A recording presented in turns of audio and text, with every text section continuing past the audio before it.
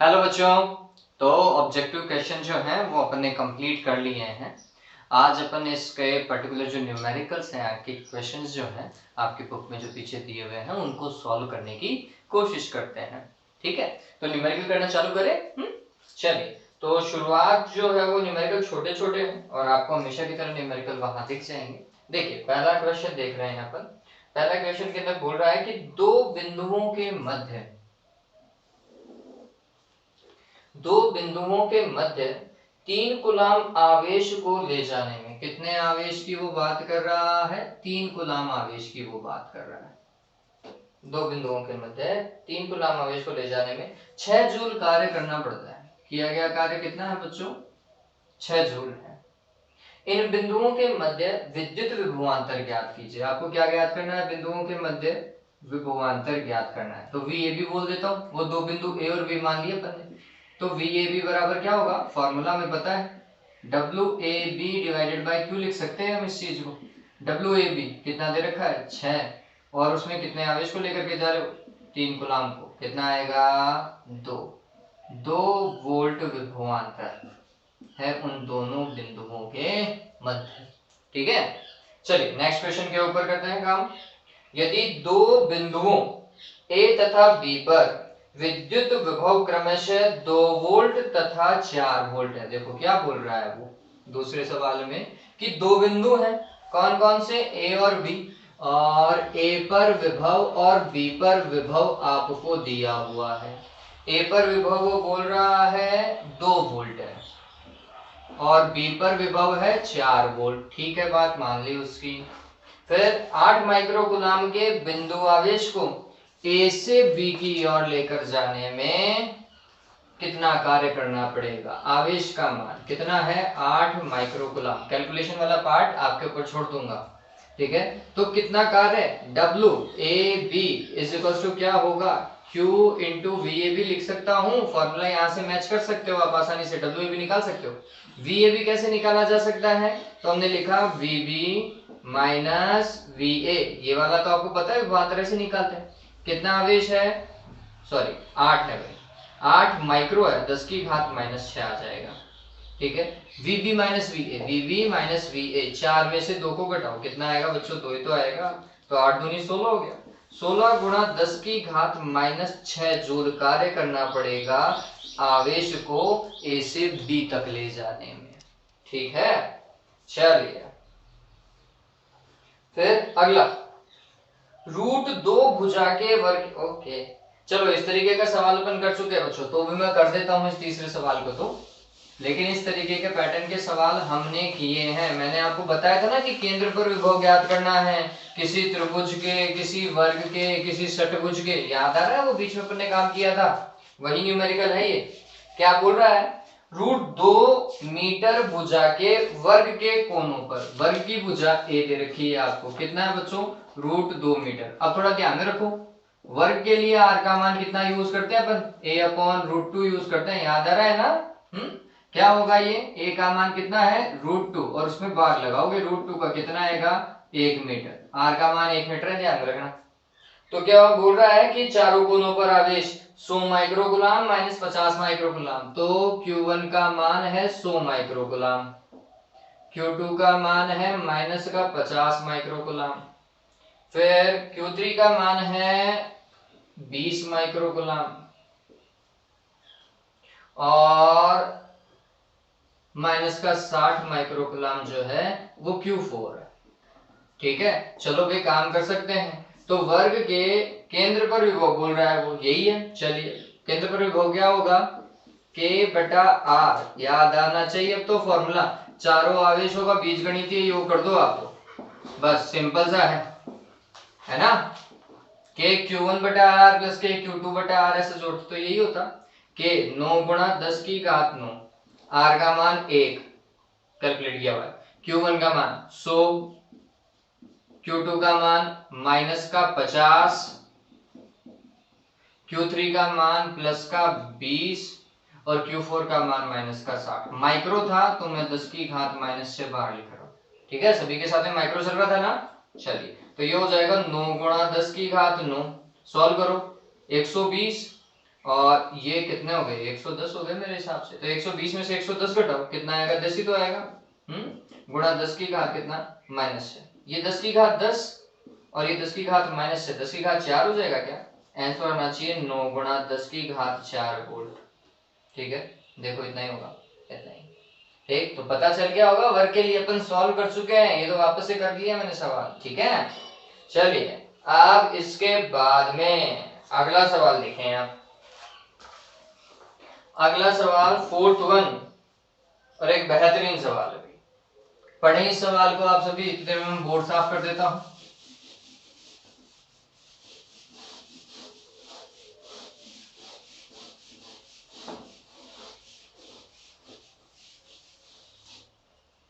देखो क्या बोल रहा है, 3 गुणा 10 की घात -8 कुलाम तथा -2 गुणा 10 की घात -8 कुलाम के दो आवेश परस्पर 15 सेंटीमीटर की दूरी पर है। ठीक है भाई, मान लिया।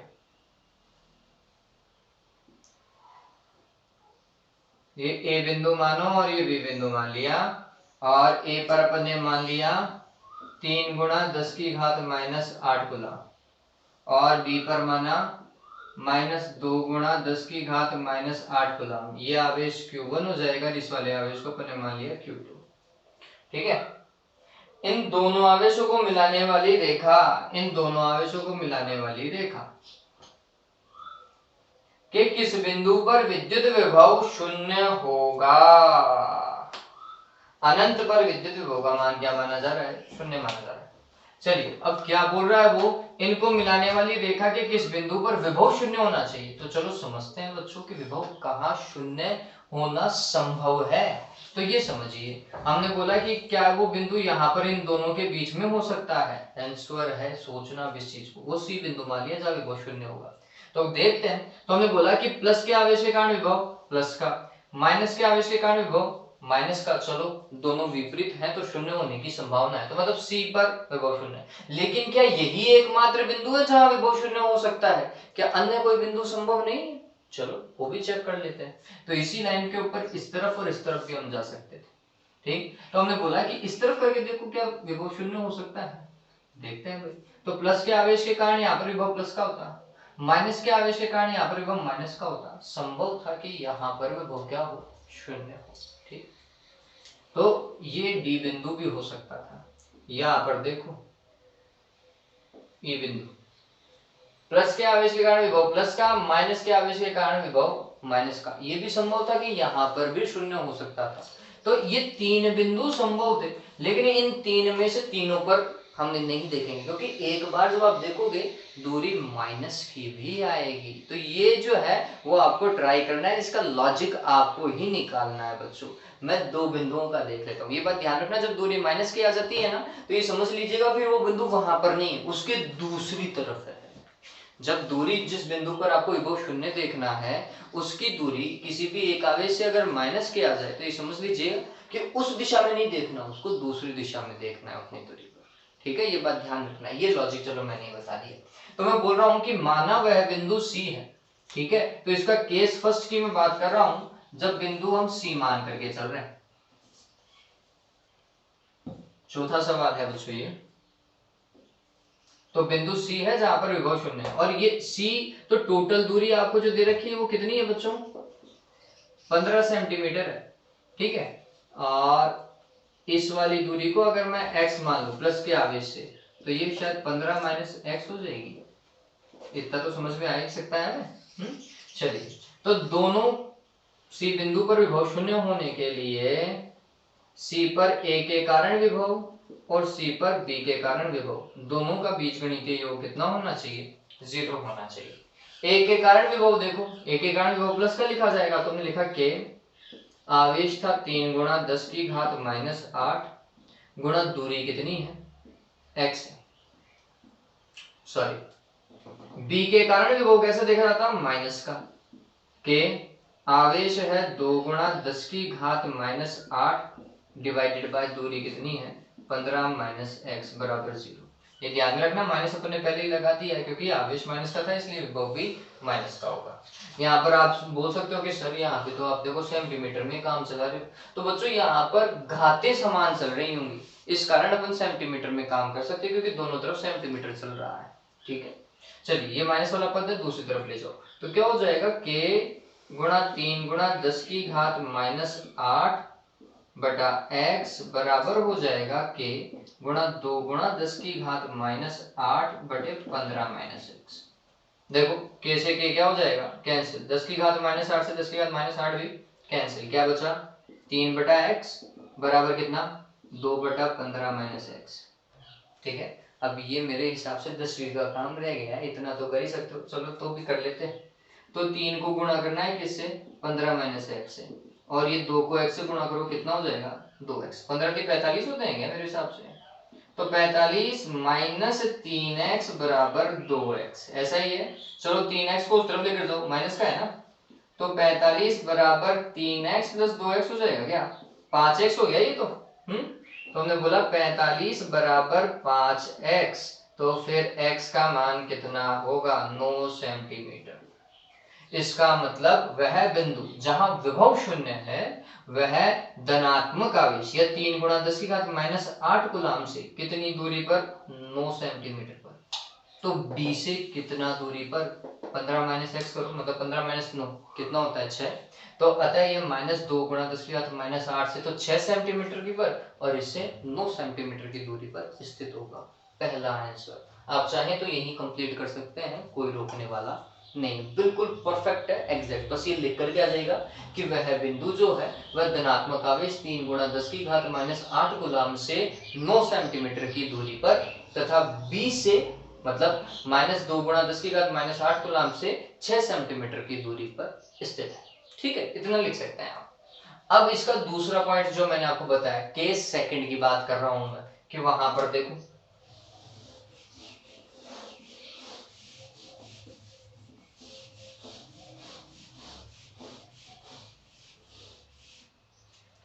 ऑलराइट, केस सेकंड, अब बिंदु सी यहां पर नहीं है,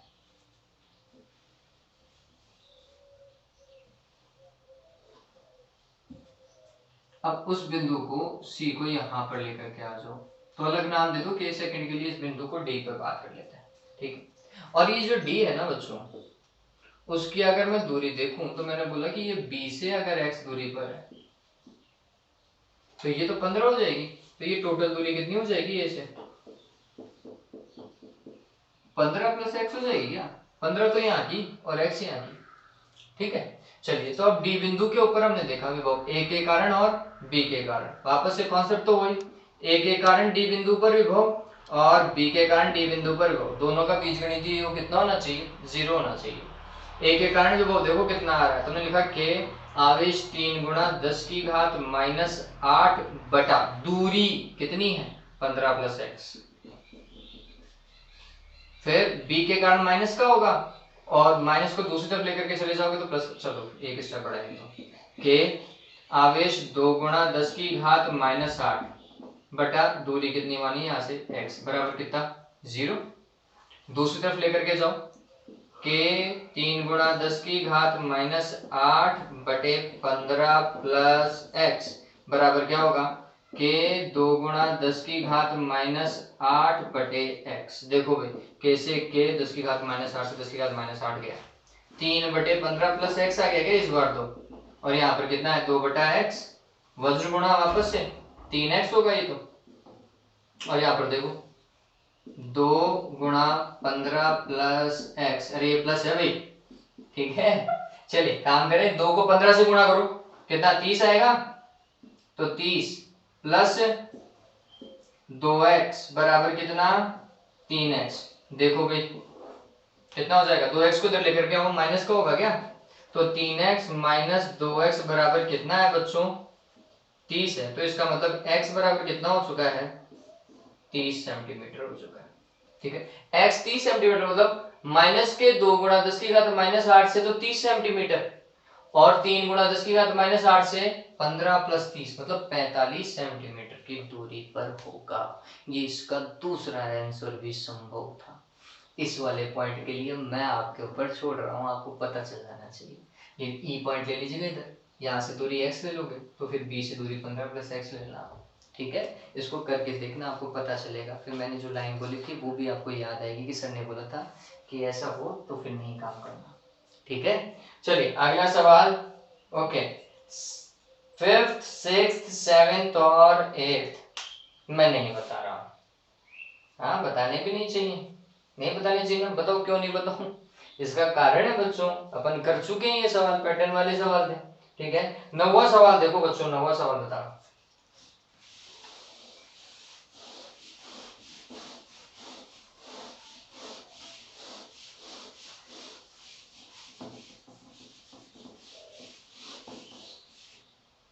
ओके, 9th क्वेश्चन देखिए, क्या बोल रहा है वो। एक विद्युत द्विध्रुव के आवेशों -1 माइक्रोकूलम तथा प्लस का 1 माइक्रोकूलम, ठीक बात है, प्लस माइनस के आवेश आगे, के मध्य की दूरी जो है वह दे रखी है 4 × 10⁻14 मीटर। द्विध्रुव के केंद्र से 2 × 10 की घात -6 मीटर की दूरी पर स्थित किसी अक्षीय बिंदु पर विभव का मान। चलो तो पहले द्विध्रुव के कारण विभव का फॉर्मूला देखो, वो याद होना चाहिए, मैंने बोला था आपको वो ज्ञात करने के लिए, फॉर्मूला याद करने के लिए कितना, Kp cos θ divided by r cube, या r स्क्वायर बच्चों, ठीक है। चलिए कितना है ये, Kp cos θ divided by r square है।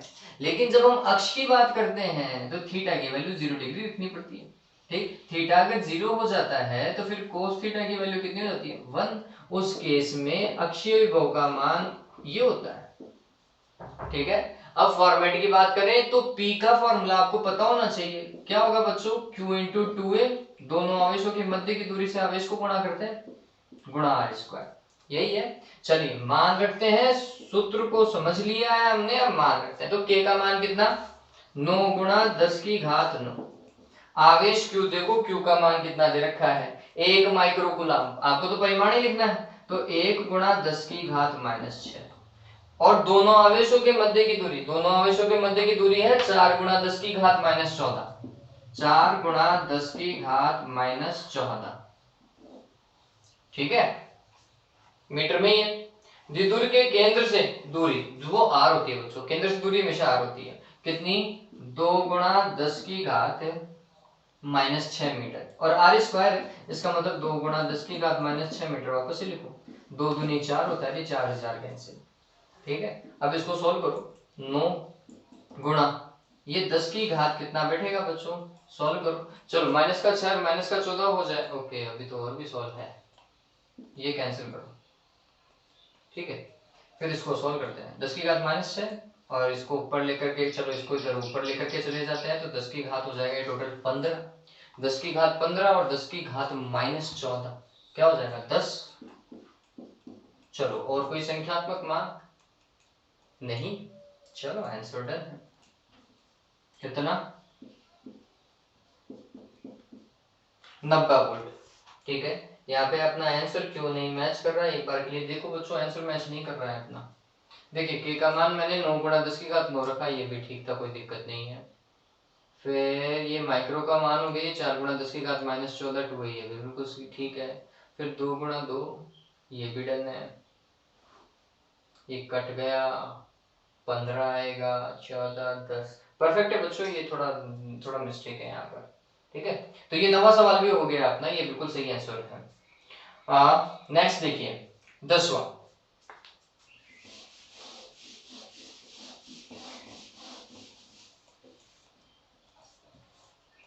देखिए 10वें में क्या बोल रहा है, आवेश 4 × 10 की घात -7 कूलम के कारण किसी 9 सेंटीमीटर दूरी पर किसी बिंदु पर विभव ज्ञात करो। देखो कोई आवेश है Q और उससे 9 सेंटीमीटर की दूरी पर कोई बिंदु है P, इस पर आपको विभव ज्ञात करना है। तो किसी बिंदु आवेश के कारण r दूरी पर विभव का फॉर्मूला क्या होता है बच्चों, सभी को पता रहता है ये, तो इसका ये ऑप्शन है, कितना, KQ डिवाइडेड बाय r।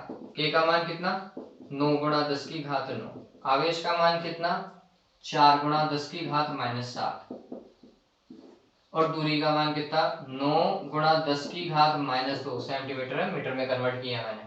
9 से 9 क्या हो जाएगा कैंसिल, 10 की घात 9 और 10 की घात -7, 10 की घात 2, 10 की घात -2 ऊपर और चला गया, ये तो 10 की घात 4 हो जाएगा बच्चों। ठीक है, चलिए अब इसके बाद में क्या हो जाएगा, ओके मैंने 4 छोड़ दिया ना, ये 4 होगा। ठीक है, अब आवेश 2 गुणा 10 की घात -9 कूलाम को अनंत से इस बिंदु तक लाने में किया गया कार्य। कौन से आवेश को बच्चों, 2 गुणा 10 की घात -9 को अनंत से इस बिंदु तक लाने में किया गया कार्य इस निकाय की स्थितिज ऊर्जा के रूप में संचित हो जाएगा। ठीक है, तो द्विकण तंत्र निकाय की स्थितिज ऊर्जा क्या होती है आपको पता है, तुमने बोला किया गया कार्य स्थितिज ऊर्जा के बराबर ही होगा, और ये किसके बराबर होगा, K Q1 Q2 divided by R। देखो K Q1 divided by R तो 16 है, Q1 का मान तो ये मान लेना। ठीक है, तो ये तो 16 हो गया, K बस Q2 से तो गुणा करना है जिस आवेश को आप लेकर के आ रहे हो। अपन ऐसा Q ही नहीं लिखते थे किया गया कार्य बच्चों, Q जिस आवेश को मूव कर रहे हैं, विभव जिसके कारण मिल रहा है। ठीक है, तो हमने वही काम किया, तो हमने ये फॉर्मूला लिख लेना है, या फिर ये जो मैंने लिखा था वो लिख लीजिएगा। K Q1 बटा R की जगह आप कितना लिखेंगे, 4 गुणा 10 की घात 4, और कौन से आवेश को लेकर के आ रहे हैं, 2 गुणा 10 की घात -9, तो ये हो जाएगा 4 दूनी 8 गुणा 10 की घात -5 जूल कार्य करना पड़ेगा। ठीक है, ये बोल रहा है क्या यह कार्य उस पद पर निर्भर करता है जिसके अनुदिश इसे लाया गया है। मेरे को ये बताओ क्या कभी कार्य उस पद पर निर्भर कर रहा था क्या, कभी नहीं करता बच्चों। अपन ने बोला है विभव वाले विभवांतर वाले केस के अंदर कि यह किया गया कार्य जो है वह पद पर निर्भर नहीं करता। क्यों, क्योंकि विद्युत क्षेत्र एक संरक्षित क्षेत्र है, ये बताया मैंने। ठीक है, चलिए ये आंसर मैच क्यों नहीं कर रहा है, यहाँ पे 2 गुणा 10 की घात -5, ओके ये वाट और लगा है। चलो अपना बिल्कुल ठीक है, कोई दिक्कत नहीं है बच्चों, इसके अंदर आंसर में कहीं कोई दिक्कत नहीं। आज के लिए इतना ही। जो वीडियो देख रहे हैं उन सभी को बोल रहा हूँ चैनल को पहले सब्सक्राइब करो बच्चों, अभी भी 30% से ज्यादा जो है वो अनसब्सक्राइब है, तो पहले चैनल को सब्सक्राइब करो, वीडियो को लाइक करो और शेयर करो। Have a good day, take care.